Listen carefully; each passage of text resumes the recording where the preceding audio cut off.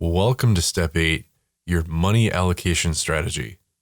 So if you think about money allocation, you might think about something like budgeting or investing allocation.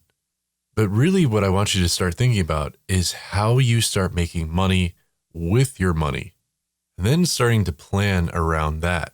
It's giving you the avenue to invest and pay off a mortgage. Hopefully throughout this class, you'll learn that you can go through a linear approach where you save and you pay off debt and you invest, you grow your emergency fund, you max your retirement accounts, you diversify your investments, and hopefully one day you're able to live off them.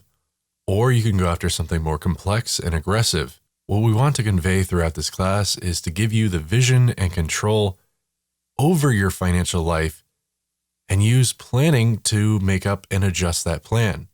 Because a 2013 Gallup poll showed that only 30% of Americans have a long-term financial plan. Moreover, half of Americans could not meet a $400 emergency.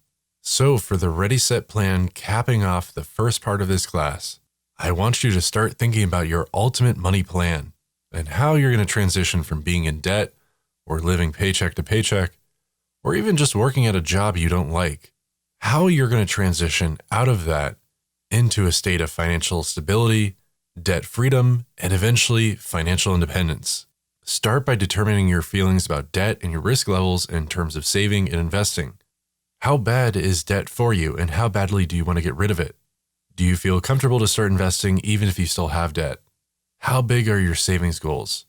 Are you happy having a big chunk of money in the stock market, or would you rather first have a substantial amount of savings built up? Make a list of all the various money allocation methods and strategies you want to pursue and put them in the logical order that makes sense for your situation. For example, if you have a lot of debt, perhaps you should be paying that off first. Finally, go back to your vision and your goals that you set out and make sure that they're represented in this plan. Do you need to modify your plan or the goals? Do you need to adjust your plan to incorporate some goals that you'd forgotten about? Lastly, make sure that you're reviewing this plan often, at least annually, so that you keep yourself honest about your progress to your goals, as well as your plans of how to get to them. So now we've reached the end of part 1 of this class on financial independence.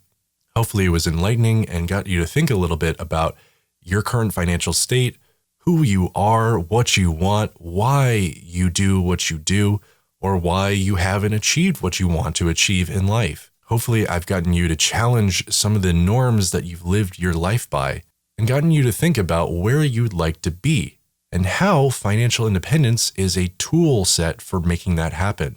I want to help you get out of the rut that you find yourself in and be the person that you envision yourself as. I want to help you visualize your dreams and make them happen.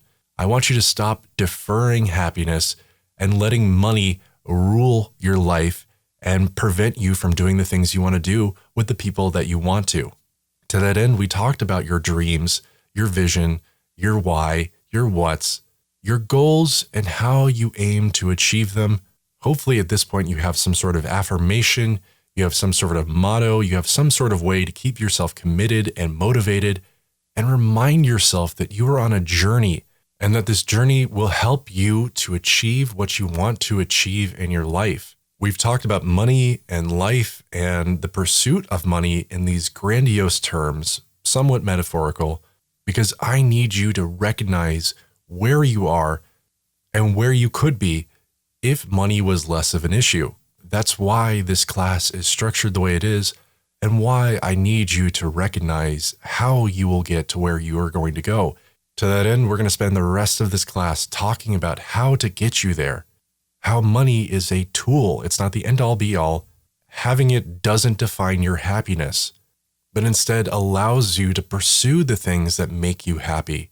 Being financially independent means that you spend your time doing what you want to do, what gives you purpose. And I can think of no greater endeavor for us in this life than to find what makes us happy, what we aspire to. So thank you for letting me help you on this journey, because I want this for you.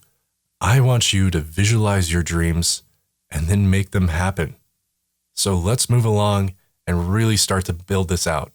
So let's begin. Welcome to part 2.